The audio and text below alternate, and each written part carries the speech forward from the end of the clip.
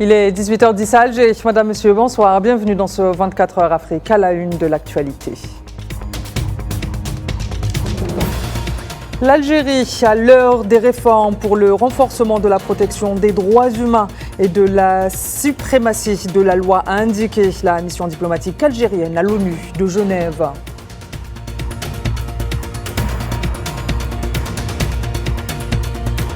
Les Libyens conviennent de la nécessité de faire avancer le processus politique. C'est ce qui ressort des déclarations de la représentante spéciale adjointe du secrétaire général pour la Libye, Stéphanie Kouria.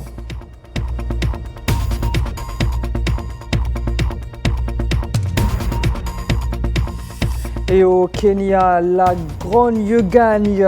Malgré l'annonce de l'annulation de certaines mesures de la nouvelle loi de finances, les Kenyans ne lâchent pas et continuent de manifester.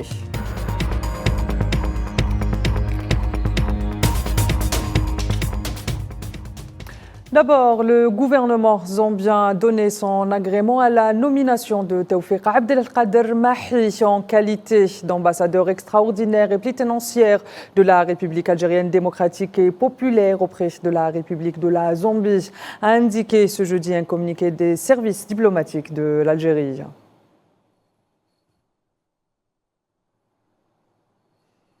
Je vous le disais en titre, la délégation algérienne participant aux travaux de la 56e session du Conseil onusien des droits humains a affirmé hier depuis Genève que l'Algérie connaissait actuellement des réformes politiques et économiques visant à renforcer la suprématie de la loi, l'indépendance de la justice, la lutte contre la corruption, la modernisation de l'administration publique et l'activation du rôle de la société civile. Cette précision a été faite par la délégation algérienne dans un communiqué lors du dialogue interactif au titre du deuxième point à l'ordre du jour du rapport annuel du Haut Commissaire aux droits de l'homme.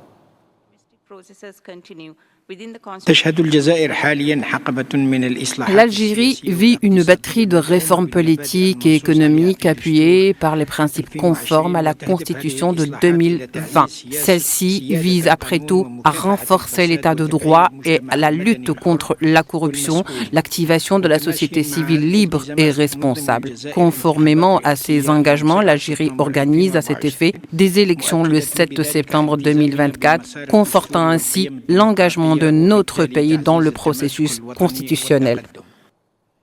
Dans le dossier soudanais, l'Organisation internationale pour les migrations a indiqué ce jeudi que le conflit au Soudan a contraint plus de 10 millions de personnes à se déplacer à l'intérieur du pays, ajoutant qu'il s'agit, je cite, de la pire crise mondiale du déplacement interne.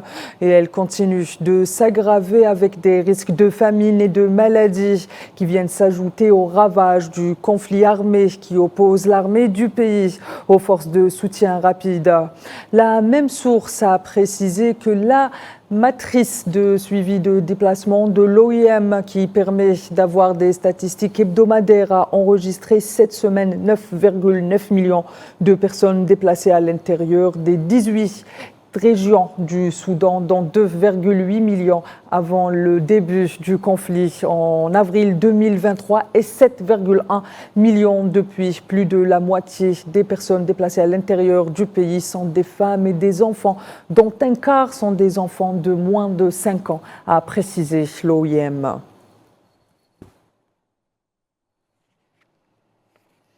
Les appels à cesser le feu dans le cadre du conflit soudanais se multiplient. C'est le cas notamment de 2 responsables de l'ONU qui ont exhorté le Conseil de sécurité et tous les États membres de l'Organisation des Nations Unies à faire le tout et tout leur possible pour mettre fin au conflit qui dure depuis maintenant plus d'1 an, mettant en garde contre les risques que le pays sombre dans davantage de violence. Le Conseil de sécurité a tenu une séance ce mardi au cours de laquelle il a discuté de la situation au Soudan et a écouté 2 exposés de la sous-secrétaire générale des Nations Unies pour l'Afrique, Martha Anna Alia Phobie, et de la directrice des opérations du plaidoyer au Bureau pour la coordination des affaires humanitaires OCHA, Emma Wousournou.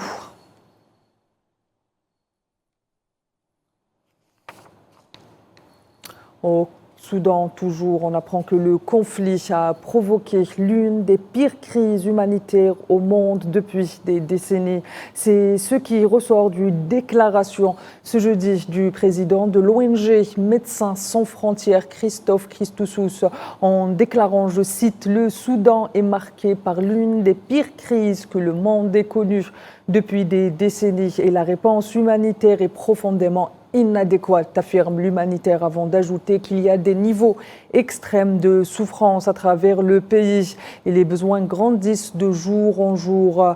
À noter que l'humanitaire s'exprimait sur sa page ou sa plateforme X.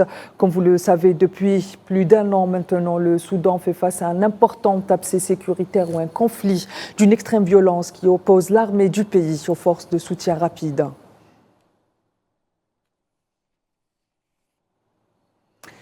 Et dans le dossier libyen, la représentante spéciale adjointe du secrétaire général pour le pays, Stéphanie Khoury, a déclaré mercredi que les Libyens sont d'accord pour parvenir à un accord politique afin que les élections nationales crédibles puissent être organisées. C'est ce qui ressort d'un communiqué rendu public par la mission de l'ONU en Libye, précisant que depuis mars dernier, l'envoyé adjointe s'est entretenu avec les différentes parties libyennes, qu'ils soient de l'Est, de l'Ouest ou encore la société civile, ainsi que les dignitaires religieux. Dans ce sillage, Khoury affirme qu'une très grande majorité des citoyens libyens ont souligné la nécessité d'un accord politique afin de parvenir à des élections, soulignant en outre que les Libyens ont également partagé leurs idées sur ce que quoi devrait ressembler un futur processus politique, y compris le rôle des acteurs institutionnels libyens. La nécessité d'un dialogue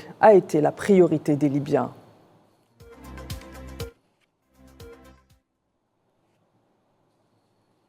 Et au Kenya,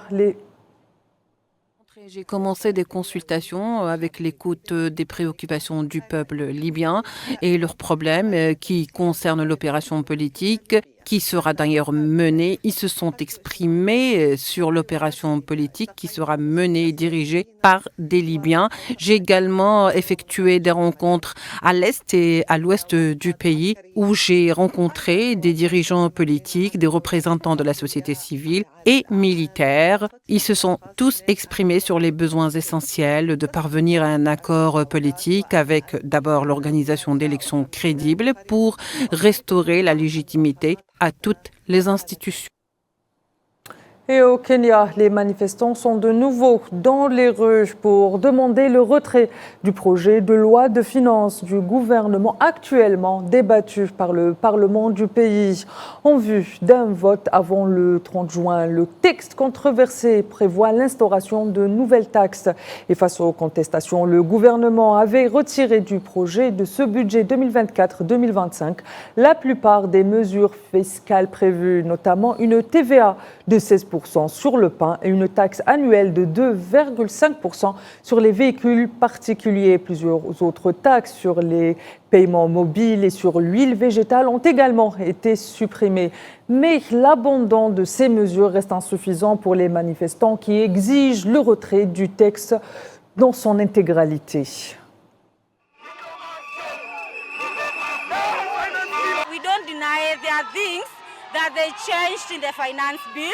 Nous ne nions pas qu'il y a des choses qu'ils ont changées dans le projet de loi de finances, mais d'après ce que j'ai compris, ils sont passés d'un point à un autre. Alors, aujourd'hui, comment peut-on taxer un patient atteint d'un cancer? Comment peut-on taxer un patient diabétique? Vous êtes à ce point inhumain. Au Kenya, toujours, plus de 300 520 personnes ont été touchées par des fortes pluies et les inondations entre le 1er mars et le 18 juin de l'année en cours, a indiqué un communiqué du Centre national kényan des opérations en cas de catastrophe, estimant que 315 personnes ont été tuées lors de la même période et 188 autres blessées et 38 personnes disparues, tandis que plus de 200 93 200 personnes ont été déplacées et près de 300 000 autres, selon la même source. De son côté, le département météorologique du pays indique que les prévisions pour la période pluviométrique de juin, juillet, août suggèrent que les hausses à terre de l'ouest dans la vallée du Rift, le bassin du lac Victoria, la vallée du Rift toujours, certaines parties des hautes terres à l'est de la vallée cette fois-ci vont également connaître des précipitations supérieures à la moyenne au cours de cette période.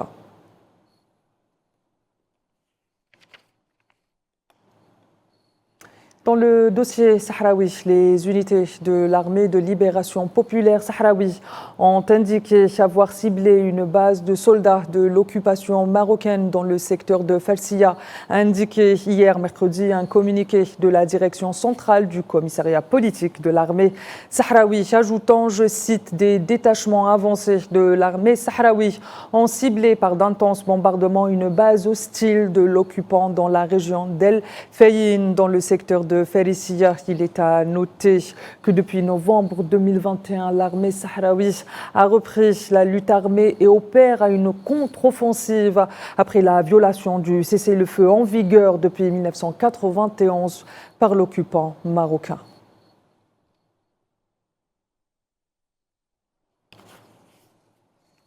Et à l'est de la République démocratique du Congo, des affrontements repris entre l'armée congolaise et le groupe armé du M23 dans la région de l'Est, une ville stratégique du front du nord du conflit, faisant mercredi des morts et des blessés, a indiqué une des sources locales reprises par la presse kenyane. Aux premières heures de mercredi, des combats entre le M23 et les forces du gouvernement de la République démocratique du Congo, appuyés notamment par des groupes armés dits patriotes, se sont de nouveau rapprochés du Kaya-Bayayunga sur le front nord du conflit en cours depuis la fin 2021 dans la région où la province du Nord Kivu, selon les sources locales, 7 à 8 personnes ont été tuées et 4 autres blessées par des obus tirés par le groupe du M23.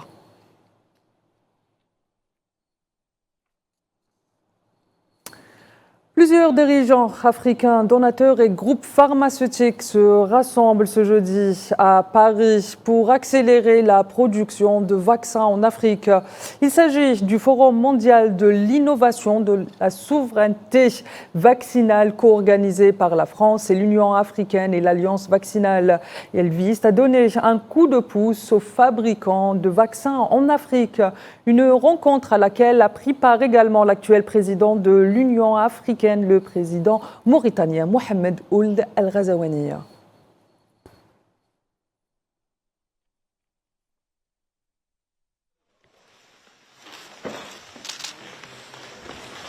Un vaccin efficace et peu coûteux existe contre le choléra. Or, nous nous trouvons aujourd'hui face à une pénurie mondiale, car il n'y a plus qu'un seul producteur qui est loin, très loin du continent africain. Aujourd'hui, grâce aux efforts de nos partenaires et notamment de Gavi, je suis heureux de pouvoir vous annoncer qu'une chaîne de production de vaccins contre le choléra pourra être déployée en Afrique par notre partenaire Biovac. Le président sénégalais Bassirou Diomaye Faye s'est rendu hier mercredi en France pour sa première visite officielle hors du continent africain où il prendra part ce jeudi, je vous en parlais un instant, au Forum mondial pour la souveraineté et l'innovation vaccinale. Et en marge de ses travaux, le président sénégalais a été reçu par son homologue français Emmanuel Macron. Selon les observateurs, cette rencontre a pour but de repenser les bases des relations sénégalo-françaises.